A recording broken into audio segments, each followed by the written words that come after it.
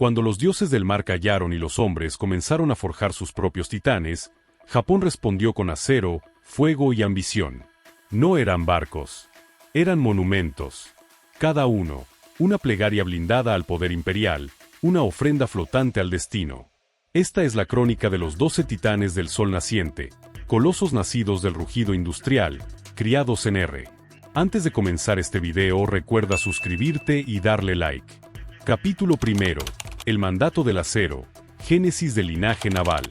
Cuando el siglo XX aún se desperezaba entre imperios tambaleantes y profecías industriales, Japón alzó la mirada hacia el horizonte y escuchó un llamado que no provenía de los dioses, sino del acero. Era el mandato de los mares, el rugido de las potencias navales que ya tejían sus dominios sobre las olas. Y Japón, heredero de tradiciones milenarias y ambiciones nuevas, decidió responder no con palabras, sino con titanes. No eran barcos. Eran monumentos. Cada uno concebido como una extensión del alma imperial, una plegaria blindada que navegaba entre rituales de guerra y silencios estratégicos. Los astilleros se convirtieron en templos, y los ingenieros, en sacerdotes del metal.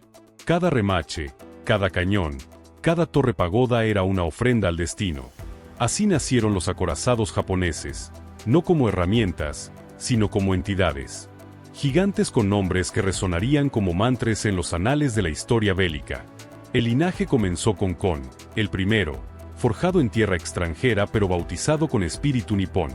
Le siguieron Jei, Kirishima, Haruna, cada uno con su carácter, su misión, su tragedia. Luego vinieron Fuzi y Yamashiro, templos flotantes que parecían desafiar al tiempo con sus mástiles ceremoniales. Ise y Iga, híbridos del dolor, nacieron para adaptarse pero fueron condenados a la inacción. Nagato, el testigo del fin, y Mutsu, el misterio del estallido. Finalmente, Yamato y Musashi, los colosos definitivos, los más poderosos jamás construidos, destinados no a la victoria, sino al sacrificio. Pero antes de que cada uno tomara su lugar en el altar de la historia, hubo un momento de génesis. Un instante en que Japón decidió no seguir el ritmo del mundo, sino imponer el suyo. El diseño naval se volvió arte ceremonial. Las decisiones estratégicas, actos de fe, y los acorazados, más que armas, se transformaron en símbolos, del orgullo, del miedo, de la inevitabilidad. Este capítulo no narra una batalla. Invoca un linaje. Es el primer paso en una procesión de acero y fuego, donde cada titán será recordado no por cuántos enemigos hundió, sino por lo que representó. Porque en esta saga, los barcos no mueren. Se consagran. Capítulo 2. Kon, el primer titán, forjado en tierra extraña. Kon no nació en Japón. Su alma fue forjada en los astilleros de Barrow-in-Furness, Inglaterra, en 1912, como si el destino quisiera que el primer titán japonés emergiera de tierras extranjeras, marcado por una dualidad que lo acompañaría hasta su hundimiento. Pero aunque sus remaches fueron británicos, su espíritu fue japonés desde el primer disparo. Cuando regresó a casa, no era solo un barco.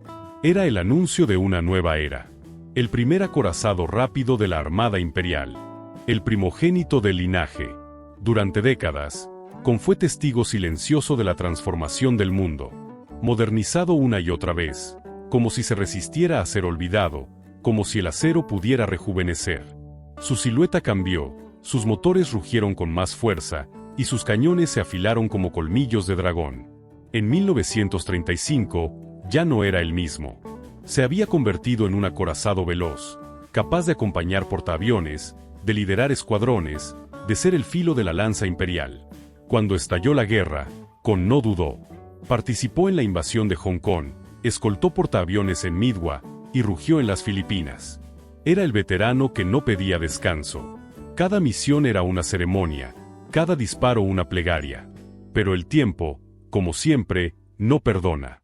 En noviembre de 1944, mientras cruzaba el estrecho de Formosa, un submarino estadounidense lo acechó desde las profundidades. El USS Sea León lanzó sus torpedos, y el Titán, tras resistir durante horas, se quebró. Murieron más de 1000 hombres. Kon se hundió como había vivido, en movimiento, en combate, en ritual. No fue el más grande, no fue el más moderno, pero fue el primero, el que abrió el camino. el que demostró que Japón podía crear titanes. Su historia no es solo técnica, es ancestral, porque con no fue solo acero, fue símbolo, fue linaje, y en el fondo del mar, aún guarda silencio como un anciano que lo ha visto todo. Capítulo 3. Jay, el guardián del emperador. Jay fue más que un acorazado. Fue el guardián del emperador. Su historia no comienza en combate, sino en ceremonia. Durante años, antes de que la guerra lo reclamara, Jay sirvió como buque de entrenamiento y transporte imperial. En sus cubiertas caminaron oficiales, estrategas y emisarios del destino. Era el acorazado que no disparaba, pero que custodiaba el alma del imperio. Su silueta, hermana de Kon, parecía siempre estar al margen del conflicto, como si el acero supiera que su momento aún no había llegado. Pero el llamado de la guerra no perdona. En 1941, Jay se transformó. Volvió a ser guerrero. Participó en el ataque a Pearl Harbor, escoltó portaaviones, y se convirtió en parte del puño que Japón lanzó contra el Pacífico. Ya no era el guardián, era el ejecutor. Sus cañones, que habían dormido durante años, despertaron con furia. Y sin embargo, su destino no era la gloria, era el sacrificio. En noviembre de 1942, durante la campaña de Guadalcanal, Jay entró en combate nocturno contra fuerzas estadounidenses. Fue una batalla caótica, casi ritual. Cañones disparando a quemarropa, siluetas entre la niebla, gritos que se perdían en el rugido del acero. Jay fue alcanzado, una y otra vez. Sus sistemas fallaron. Su velocidad se desvaneció. Al amanecer, estaba inmóvil, herido, expuesto. Los aviones enemigos lo atacaron sin tregua. Y Japón, en un acto de dolorosa dignidad, ordenó su hundimiento. No debía caer en manos enemigas. Debía desaparecer como lo hacen los guardianes, en silencio, en obediencia, en ceremonia. Murieron más de 300 hombres. El resto fue rescatado por destructores. Jay se hundió lentamente, como si el mar lo recibiera con respeto. No fue el más poderoso. No fue el más temido. Pero fue el que protegió. El que esperó. El que cumplió su deber hasta el final. Y por eso, en esta saga de titanes, Jay no es solo un capítulo. Es un símbolo. El guardián que se convirtió en mártir. El acorazado que, antes de disparar, supo escuchar. Capítulo 4. Kirishima, el duelista nocturno. Kirishima fue el duelista. No el más grande, ni el más antiguo, pero sí el que enfrentó su destino con la mirada fija en el enemigo, como un samurái que sabe que la muerte es parte del honor. Nacido como hermano de Kon y Jay, compartía su silueta veloz, su espíritu ceremonial y su vocación de combate. Pero Kirishima no fue guardián ni testigo. Fue retador. Su historia culmina en uno de los pocos duelos de acorazados de la Segunda Guerra Mundial, un enfrentamiento nocturno que aún resuena como leyenda entre las olas del Pacífico. Durante los primeros años de la guerra, Kirishima cumplió su papel con precisión ritual. Escoltó portaaviones, participó en la invasión de las Filipinas y rugió en Midwa. Era rápido, disciplinado, letal. Pero su momento llegó en noviembre de 1942, en las aguas oscuras de Guadalcanal. La noche envolvía la bahía como un sudario, y los acorazados japoneses se acercaban para bombardear Henderson Field. Lo que no sabían era que el USS Washington y el USS South Dakota los esperaban, ocultos en la penumbra, como centinelas silenciosos. El combate fue breve, brutal, casi íntimo. Kirishima se enfrentó al South Dakota primero, dañándolo con precisión. Pero entonces apareció el Washington, intacto, invisible, despierto. Disparó con furia. Los proyectiles de 406 milímetros atravesaron el casco de Kirishima, destrozaron sus sistemas, incendiaron sus entrañas. El titán japonés intentó resistir, girar, responder. Pero el duelo ya estaba decidido. No por superioridad técnica, sino por el destino que aguardaba en las profundidades. Al amanecer, Kirishima estaba agonizante. Los destructores japoneses intentaron salvarlo, pero el daño era irreversible. Se ordenó el abandono. El acorazado se hundió lentamente, como si aún dudara en rendirse. Murieron más de 300 hombres. El resto fue rescatado. Y el mar, como siempre, guardó silencio. Kirishima no fue el más famoso, pero fue el único que enfrentó a otro acorazado en combate directo y cayó con dignidad. Su historia no es solo táctica, es ritual, porque en ese duelo nocturno, el acero se convirtió en espada y el titán en guerrero. Y aunque perdió, su nombre quedó inscrito en la crónica de los que no temieron mirar al enemigo a los ojos. Capítulo 5. Aruna, la sombra del relámpago. Aruna fue la sombra del relámpago. No por su velocidad, aunque la tenía, ni por su potencia, aunque la desplegó. Fue sombra porque siempre estuvo allí, en cada batalla importante, sin buscar protagonismo, pero dejando huella. Nacida como hermana de Kon, Jay y Kirishima, compartía con ellos el linaje de los acorazados rápidos, los titanes que podían acompañar a los portaaviones y moverse con la agilidad de un depredador. Pero Aruna tenía algo distinto, una persistencia silenciosa, una presencia que no se apagaba. Desde el inicio de la guerra, Aruna fue testigo y partícipe. Estuvo en la invasión de las Filipinas, en la batalla del Mar de Java, en Midwa, en Guadalcanal. Bombardeó Hendersonville con precisión ritual, como si cada proyectil fuera una plegaria al dominio imperial. No era el buque insignia, pero era el que siempre estaba, como un espíritu que acompaña sin ser visto, pero que nunca abandona. A medida que la guerra avanzaba, Aruna se convirtió en símbolo de resistencia. Fue dañada, reparada, modernizada. Volvió al combate una y otra vez, como si el acero se negara a rendirse. En 1945, cuando el imperio comenzaba a desmoronarse, Aruna estaba en Kure, el gran puerto japonés, rodeada de ruinas y memorias. Los aviones estadounidenses la encontraron allí, inmóvil, vulnerable. La atacaron con furia. Bombas cayeron como maldiciones. Aruna resistió, pero el ritual estaba escrito. El titán debía caer. No se hundió en alta mar. Se hundió en su hogar. En el puerto que la vio crecer, que la reparó, que la protegió. Murieron más de 100 hombres. El resto fue evacuado. Y Aruna, la sombra del relámpago, se apagó sin estruendo, como si supiera que su tiempo había terminado. Su historia no es de gloria ni de tragedia. Es de constancia, de presencia, de fidelidad. Aruna fue el acorazado que nunca buscó ser leyenda, pero que se convirtió en ella por no desaparecer. Y en el fondo del puerto de Kure, aún descansa, como un recuerdo que no se borra, como una sombra que sigue acompañando. Capítulo 6. Fus, el templo flotante. Fus fue el templo flotante. No por su tamaño, aunque imponía respeto, ni por su poder de fuego, aunque era temible. Fue templo porque su silueta parecía una pagoda navegante, una estructura sagrada que desafiaba las olas con solemnidad. Nacido en 1915, cuando el mundo aún no comprendía del todo lo que significaba la guerra moderna, Fus fue el primer acorazado japonés completamente construido en suelo nacional. Era el inicio de una era, el acto fundacional de un linaje que no solo buscaba poder, sino identidad. Durante años, Fus fue símbolo de orgullo técnico. Sus torres escalonadas, sus cañones de 356 milímetros, su presencia imponente lo convertían en un monumento más que en una máquina. Pero el tiempo, como siempre, avanzó sin piedad. Fus envejeció. Fue modernizado, reforzado, adaptado, pero nunca alcanzó la velocidad ni la versatilidad de sus hermanos más jóvenes. Era lento, era pesado, era majestuoso, y en esa majestad residía su condena. En 1944, cuando la guerra ya había cambiado de rostro, Fus fue llamado a cumplir su destino. Participó en la batalla del estrecho de Surigao, parte del gran enfrentamiento naval en Leyte. Era de noche. Las aguas estaban cubiertas por sombras y ecos. Fus avanzaba junto a Yamashiro, como dos ancianos que se niegan a abandonar el campo. Pero los estadounidenses habían preparado una trampa.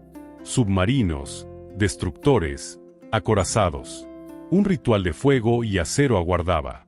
Fus fue alcanzado por torpedos. Se partió en dos. Algunos dicen que explotó desde dentro, que su alma se quebró antes que su casco.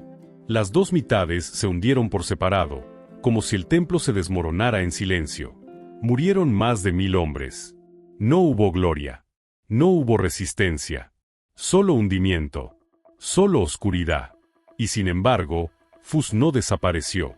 Su imagen, su forma, Su tragedia quedaron grabadas en la memoria naval como una elegía. No fue el más moderno. No fue el más eficaz. Pero fue el primero en representar a Japón como constructor de titanes. Y por eso, su caída no fue solo una pérdida táctica. Fue un acto ceremonial. El templo flotante se hundió, pero su espíritu aún navega entre las corrientes del recuerdo. Porque hay barcos que mueren. Y hay barcos que se consagran. Fus fue lo segundo. Capítulo 7. Yamashiro, el último guerrero del estrecho. Yamashiro era el hermano silencioso. Si Fus fue el templo, Yamashiro fue el guardián. Nacido 2 años después, en 1917, compartía la misma sangre de acero, la misma arquitectura escalonada, la misma solemnidad. Pero había algo distinto en él.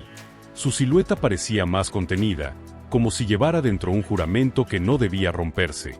Durante décadas, Yamashiro navegó como sombra de su hermano mayor, siempre presente, siempre firme, pero sin buscar protagonismo.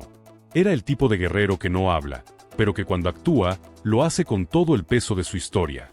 Cuando llegó la modernización, Yamashiro fue transformado. Se le reforzó el blindaje, se le alargó el casco, se le dio más poder. Pero no se le dio velocidad. Como Fus, era lento. Como Fus, era pesado. Y como Fus, estaba destinado a una batalla que no era suya, pero que debía enfrentar. En octubre de 1944, cuando la flota japonesa se dividió para ejecutar el Plan Sogō, Yamashiro fue asignado al Grupo Sur, junto a Fus. Ambos sabían que no volverían. No porque lo dijera la estrategia, sino porque lo dictaba el ritmo de los tambores invisibles que acompañan a los sacrificios. La noche del 24 de octubre, el estrecho de Surigao se convirtió en un corredor de muerte. Yamashiro lideraba la formación. Fus ya había sido alcanzado. El guardián avanzaba solo. Los destructores estadounidenses lanzaron torpedos como si fueran flechas rituales. Yamashiro fue herido, pero no se detuvo. Sus cañones respondieron, sus motores rugieron. Era un acto de resistencia, no de victoria. En medio del fuego cruzado, el acorazado fue rodeado. Los proyectiles lo perforaron. El casco se quebró. El templo se había hundido. Ahora el guardián debía seguirlo. Yamashiro se hundió lentamente, como si no quisiera abandonar el mundo sin asegurarse de que su deber estaba cumplido. Murieron más de 1000 hombres.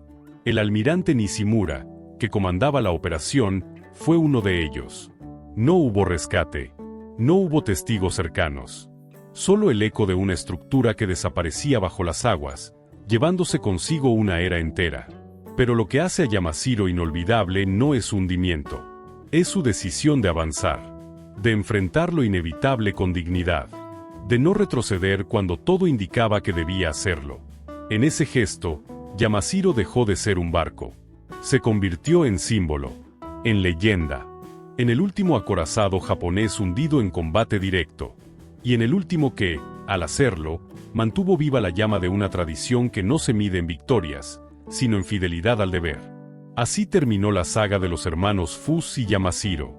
No como máquinas destruidas, sino como ofrendas ceremoniales en el altar de la historia naval. Porque hay barcos que combaten. Y hay barcos que se sacrifican. Estos fueron lo segundo. Y por eso, aún hoy, cuando el viento sopla sobre el estrecho de Surigao, algunos dicen que se escucha el murmullo de 2 gigantes que no se rindieron. Nunca. Capítulo 8. Ise, el híbrido del dolor. Ise fue distinto. No nació como templo ni como guardián, sino como emperatriz. Su nombre evocaba el santuario más sagrado del Japón, y su silueta parecía diseñada para custodiar secretos divinos. Votado en 1917, el mismo año que Yamashiro, Ise representaba una evolución, más blindaje, más potencia, más ambición. Pero lo que la hizo única no fue su nacimiento, sino su transformación. Porque Ise, más que ningún otro acorazado japonés, encarnó el intento desesperado de adaptarse a un mundo que ya no respetaba la solemnidad del acero. Durante sus primeros años, Ise fue símbolo de poder. Navegó con dignidad, participó en maniobras, fue testigo de la expansión imperial. Pero cuando la guerra se volvió aérea, cuando los portaaviones comenzaron a dictar el ritmo de las batallas, Ise se encontró fuera de lugar. Y entonces ocurrió lo impensable, fue convertida en híbrido. En 1943, los japoneses retiraron sus torretas traseras y construyeron una cubierta de vuelo. No tenía catapultas.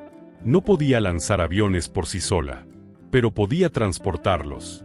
Era un intento de reconciliar lo antiguo con lo nuevo. Un gesto desesperado, pero también ceremonial. Como si el imperio dijera, no renunciamos a nuestros titanes, los transformamos. La nueva IC era extraña. Ni acorazado ni portaaviones.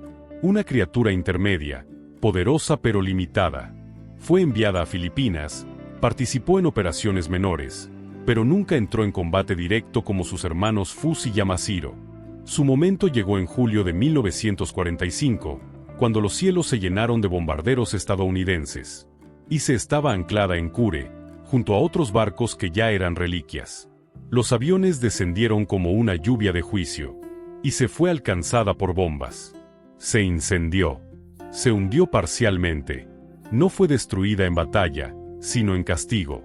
Como si el cielo hubiera decidido que su transformación era una ofensa al orden antiguo. Pero incluso en su caída, y se conservó su dignidad. No explotó. No se partió. Se hundió lentamente, como una emperatriz que se retira del mundo sin perder la compostura. Su casco quedó visible durante meses, como testimonio de lo que fue y de lo que intentó ser. Y cuando finalmente fue desguazada, no hubo ceremonia. Solo silencio. Porque Ise no murió en combate. Murió en transición. En el intento de convertirse en algo que el mundo ya no necesitaba. Así terminó la historia de la emperatriz híbrida. No con gloria, ni con tragedia, sino con ambigüedad. Y por eso, su legado es distinto. No es el de la resistencia, como Yamashiro.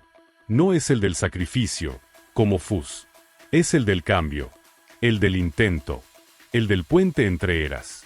Porque hay barcos que nacen para combatir. Hay barcos que nacen para morir. Y hay barcos que nacen para transformarse. Ise fue lo tercero. Y en ese gesto, dejó una huella que aún hoy se estudia, se debate, se recuerda. Como se recuerda a quienes, en medio del colapso, intentan reinventarse. Aunque el mundo no los espere. Aunque el cielo no los perdone. Capítulo 9. Iga. El silencio del segundo sol. Iga fue el reflejo de Ise, pero no su sombra. Nacido en 1918, último de los acorazados tipo Fus, Iga compartía con su hermana imperial no solo diseño y propósito, sino también destino. Desde el principio, su existencia estuvo marcada por el equilibrio entre poder y silencio. No fue protagonista de grandes batallas, ni símbolo de propaganda. Fue, más bien, el centinela discreto, el que observa desde la distancia, el que espera su momento sin reclamarlo.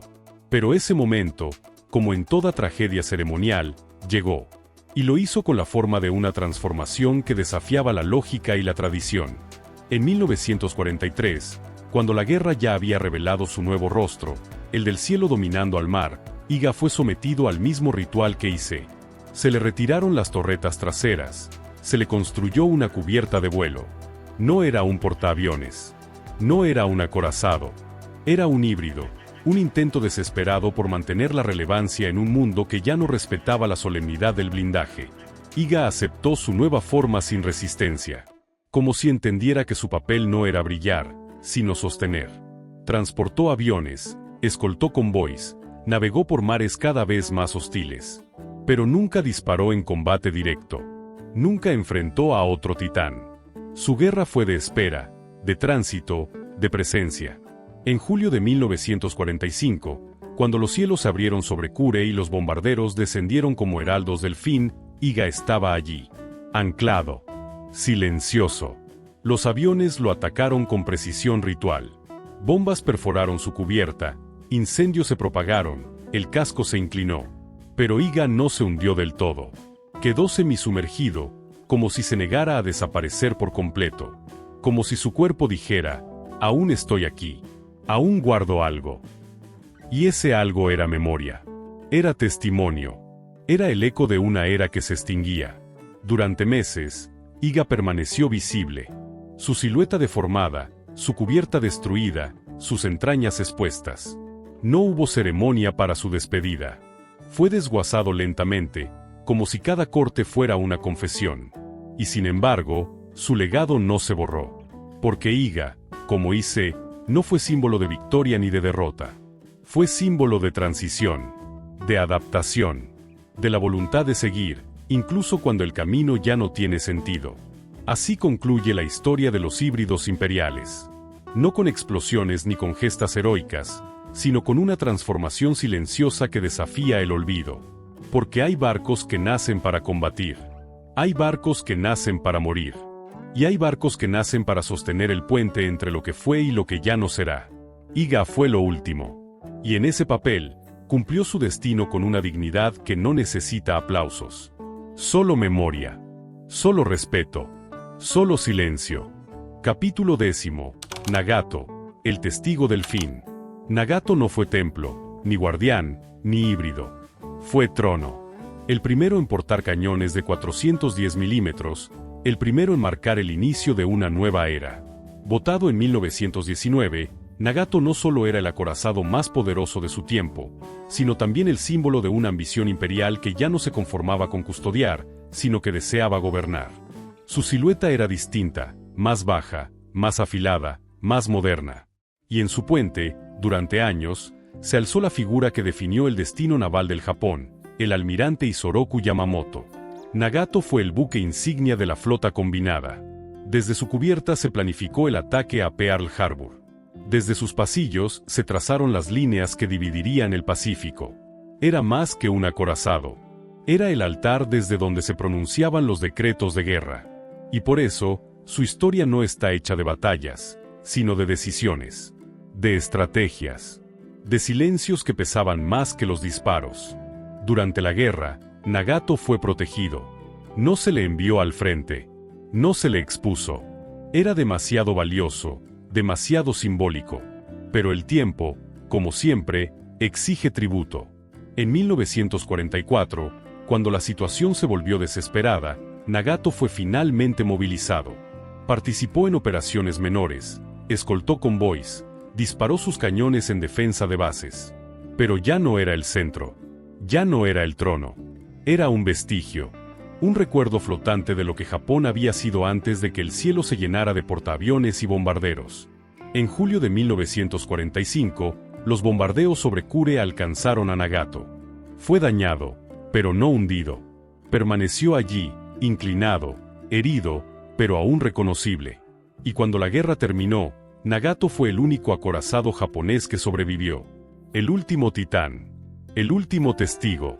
Los estadounidenses lo tomaron como trofeo, lo estudiaron, lo fotografiaron. Y luego, en un gesto que parecía más ritual que militar, lo enviaron a Bikini. Allí, en 1946, Nagato fue colocado como blanco en las pruebas nucleares. No por utilidad, sino por simbolismo.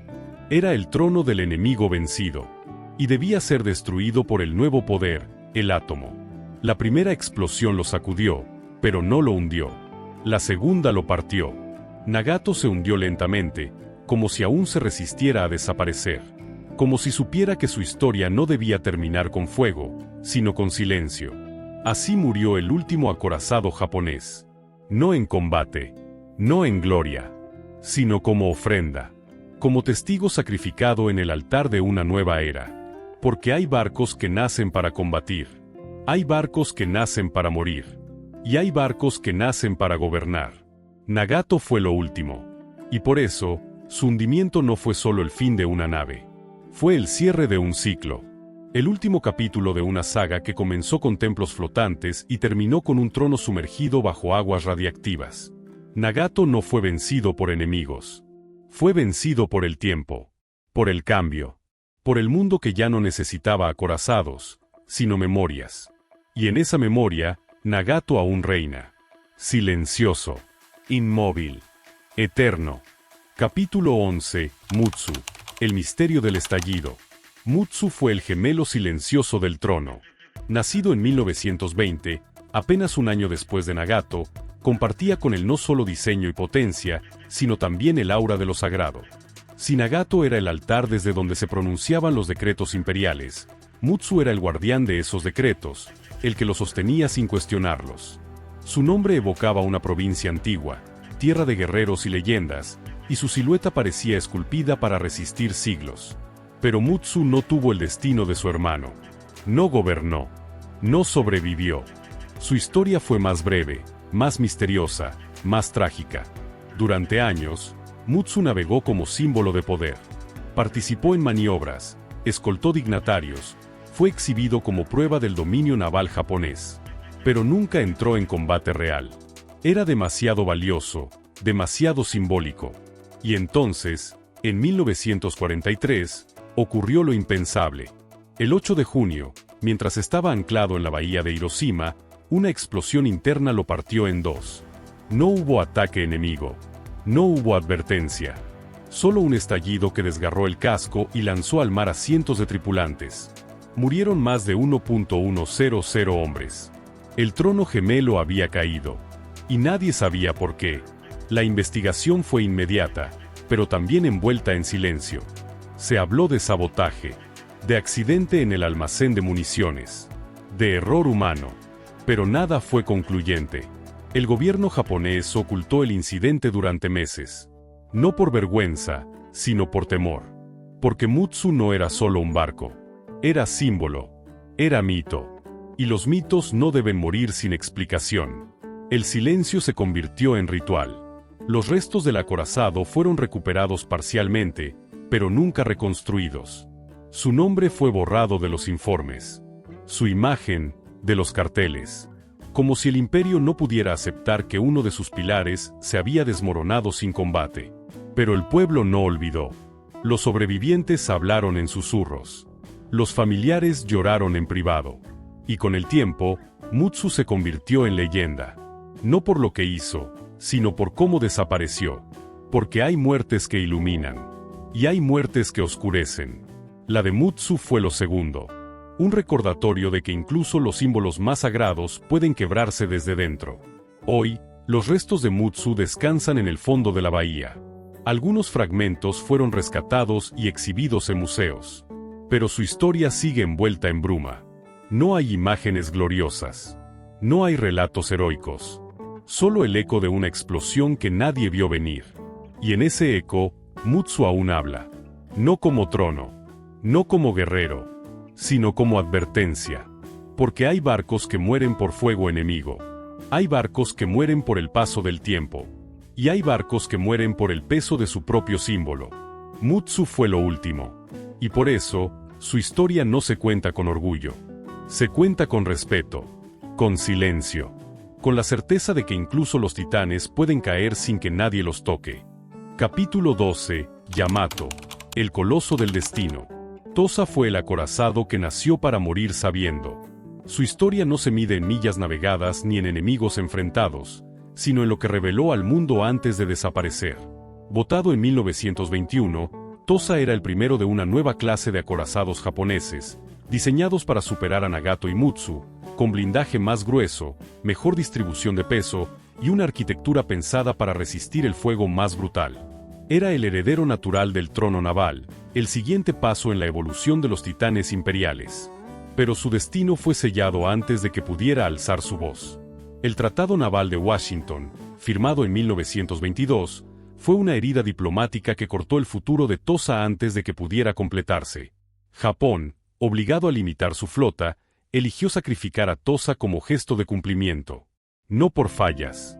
No por falta de recursos. Por obediencia estratégica. Pero los japoneses no lo hundieron de inmediato. Lo convirtieron en algo más valioso que un acorazado operativo, un mártir técnico.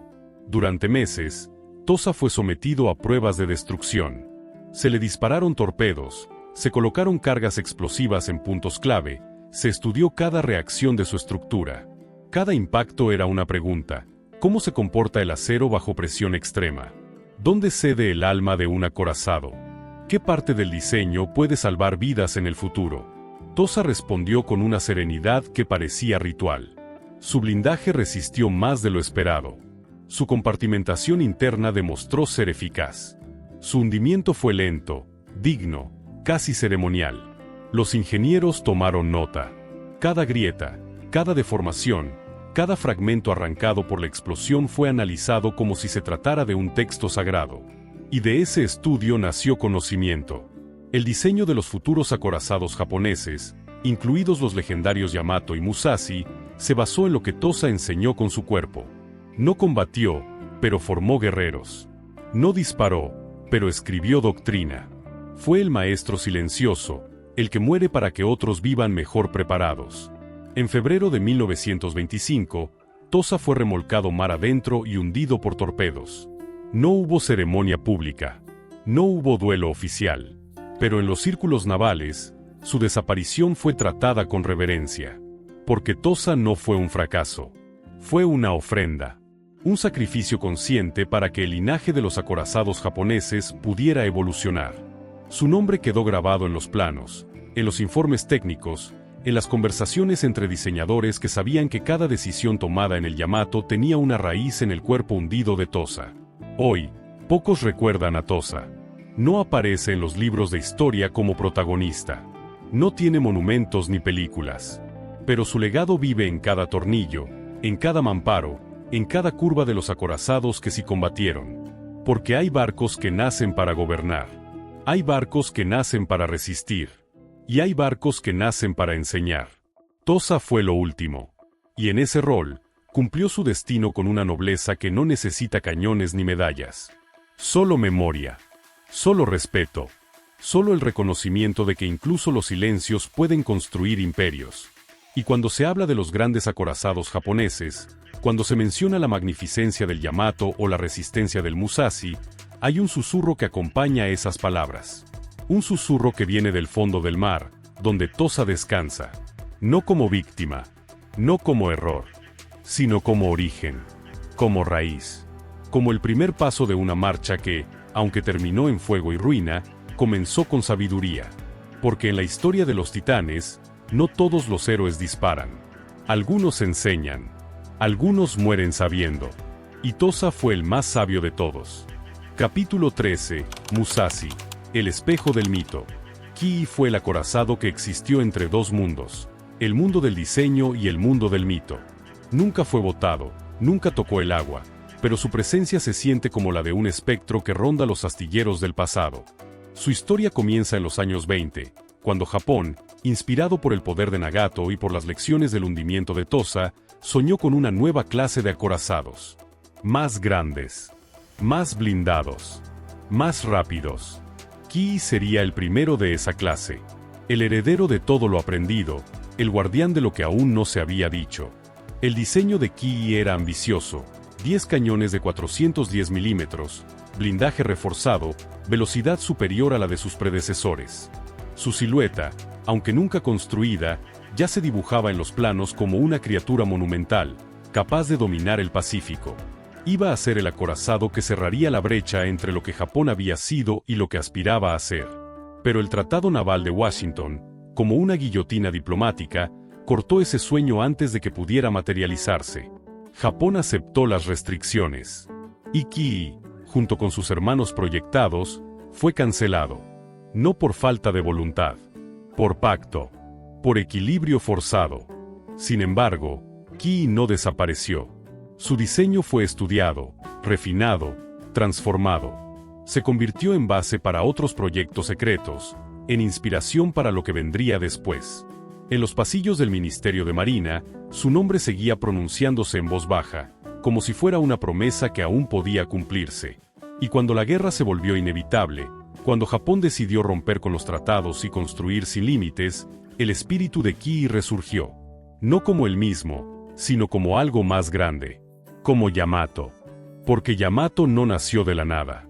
Nació de los planos de Kii, de sus proporciones, de sus ambiciones. Kii fue el molde, el esqueleto, el susurro que guió la mano de los ingenieros. Y por eso, aunque nunca fue construido, su legado es inmenso. Está presente en cada mamparo del Yamato, en cada curva del Musashi, en cada decisión técnica que desafió la lógica de la guerra moderna. Kii fue el acorazado invisible que dio forma a los visibles. El padre que no aparece en las fotos, pero cuya sombra cubre toda la genealogía. Hoy, hablar de Kii es hablar de lo que pudo ser. De lo que fue en esencia, aunque no en cuerpo. Es hablar de un Japón que soñaba con dominar el mar no solo con fuerza, sino con elegancia técnica. Y aunque nunca navegó, Ki sigue presente. En los archivos. En los bocetos. En las decisiones que marcaron el rumbo de una flota que, al final, se hundió bajo el peso de sus propios sueños. Porque hay barcos que nacen para combatir. Hay barcos que nacen para enseñar. Y hay barcos que nacen para inspirar, aunque nunca se construyan. Ki fue lo último. Y por eso, su historia no se cuenta en toneladas ni en batallas. Se cuenta en ideas. En herencias. En la certeza de que incluso los acorazados invisibles pueden cambiar el curso de la historia. Capítulo 14. El eclipse del acero. Transición hacia el aire.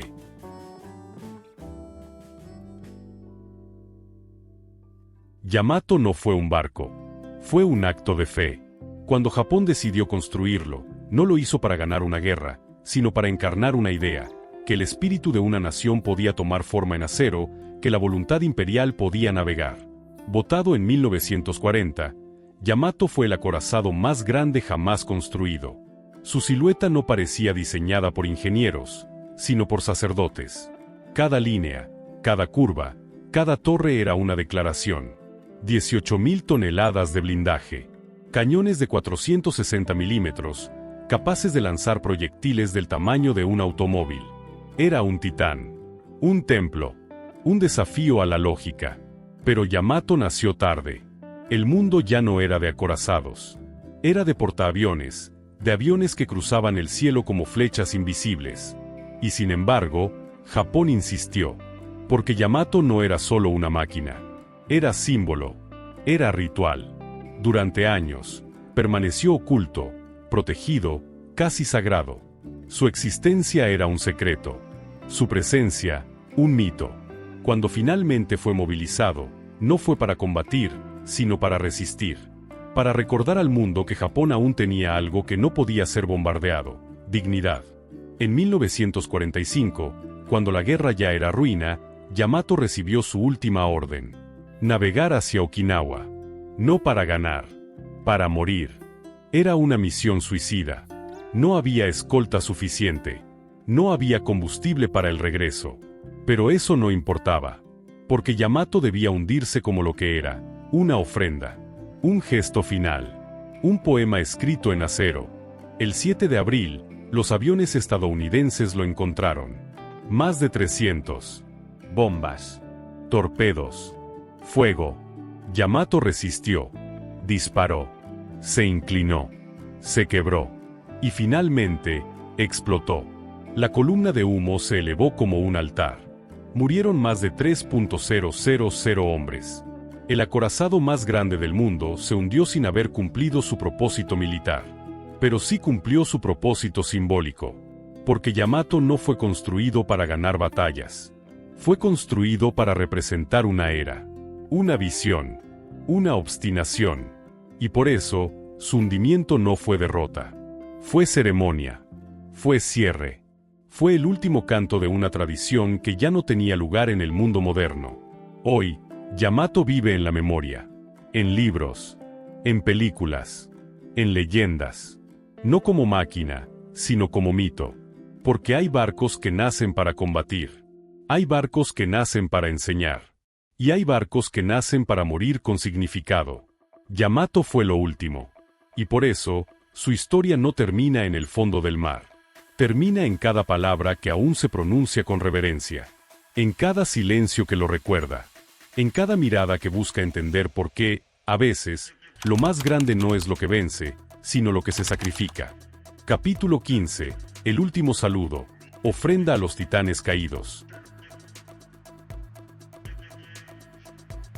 Musashi fue el eco de Yamato, pero no su sombra. Si Yamato era el acto de fe, Musashi fue el acto de desafío.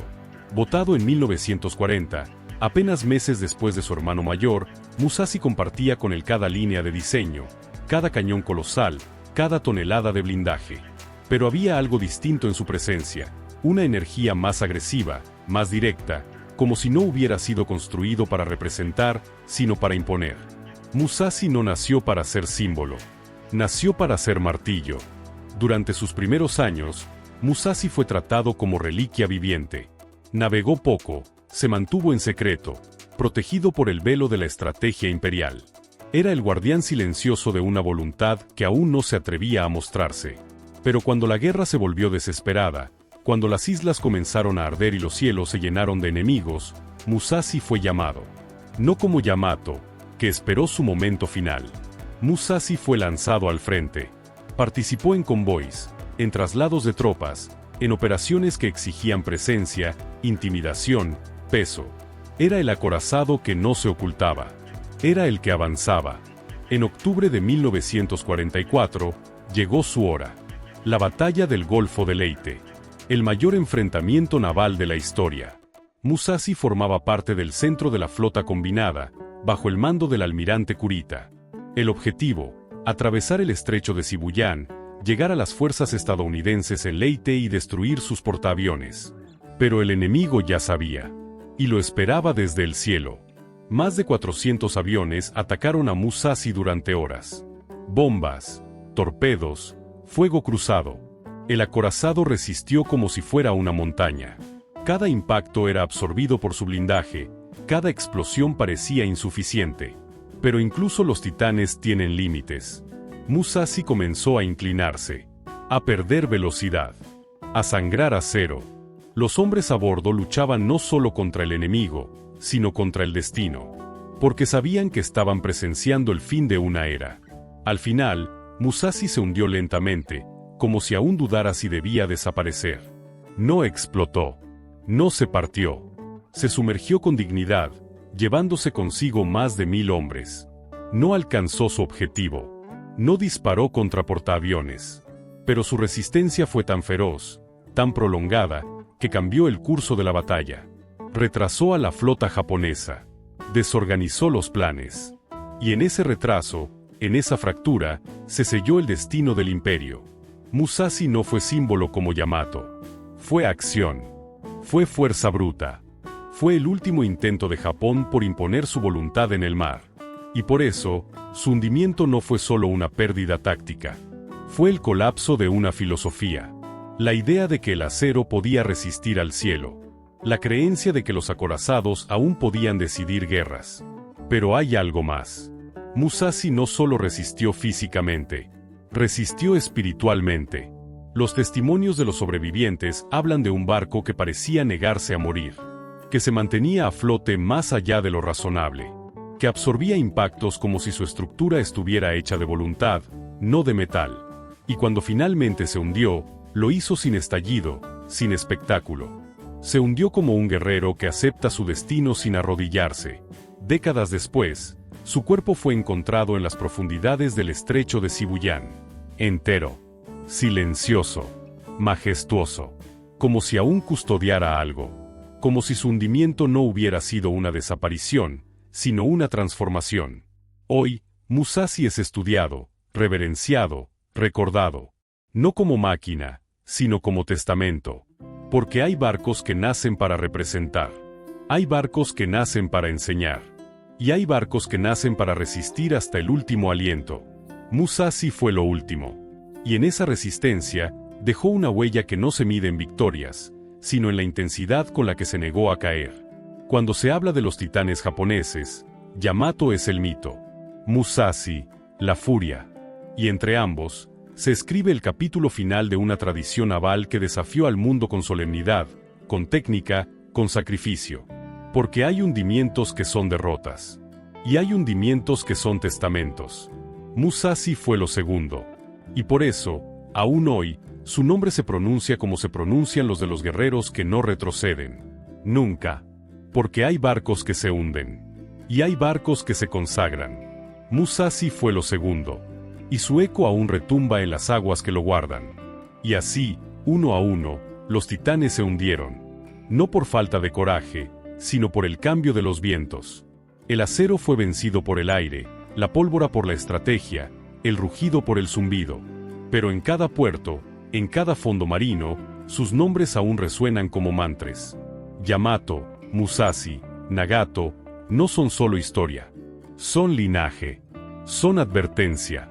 Son legado. Que cada lector elija su titán, y al hacerlo, lo consagre.